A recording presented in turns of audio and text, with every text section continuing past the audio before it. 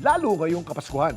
Alam mo naman tayo mga Pinoy, sa panahong ito, it's the most wonderful time of the year, ika nga. Kantay mo ngayon? It's the most wonderful time of the year. Iba't ibang pakulo at tema ng mga pasyalan para lalong madama ang Christmas spirit. Yan ang kwentong inalam ni Salima Refran. Sino ba naman ang hindi maaakit sa makukulay at magagandang pailaw ngayong holiday season? Samahan pa ng Japanese-inspired decors, bata man o matanda, mapapapose for a photo. Pero teka, may naliligaw yatang bisita rito. Chika! Ganda lalaki! Ako ligaw, kami gaganda kulay.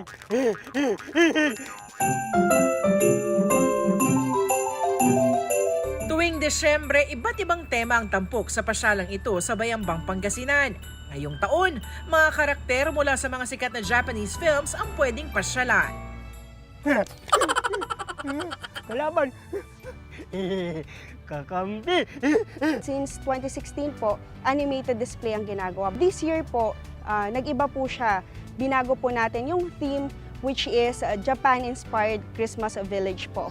Life-size figures, simulation ng sakura trees, at makukulay na mga gusali. Para ka talagang nag-teleport sa Japan. Meron po ditong Katbus, ayan si Totoro, si Ponyo, No Face, si Kiki. Meron din po tayo ditong Belen, hindi po yan nawawala bilang sagisag po ng selebrasyon po nating mga Filipino. Ganito pala hilaw strawberry. Saya-saya talaga dito. Sa gabi, nagniningning na mga ilaw naman ang nagpaliwanag sa buong plaza. Bawat sulok, napalilibutan ng mga ilaw. Hindi rin mawawala ang giant Christmas tree. Bakit wala tarsan? Pero kahit wala tarsan, ako runong kanya tawag.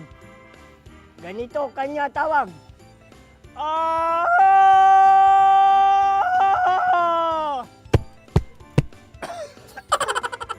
Kada 10 minuto kung magpapasok ng mga bisita para raw masigurong malilibot ang lahat ng atraksyon. Tuwing weekdays po, umaabot po sa 5,000 to 7,000 na katao po ang nakakapasyal po dito sa atin pong Christmas Village. Sa peak days po natin, which is a Friday, Saturday, Sunday, kapag ka-holidays po, nakapagtala na po kami ng nasa 8 to 9,000. Tabi-tabi po.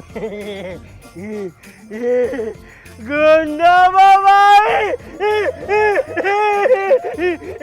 Kita ko na Ako saya-saya!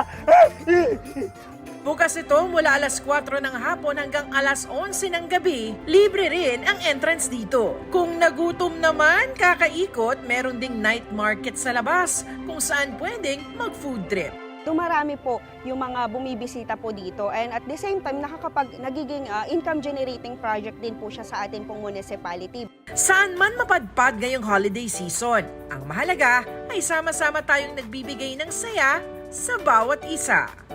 Ako si Salima Refran at yan ang kwentong dapat alam mo.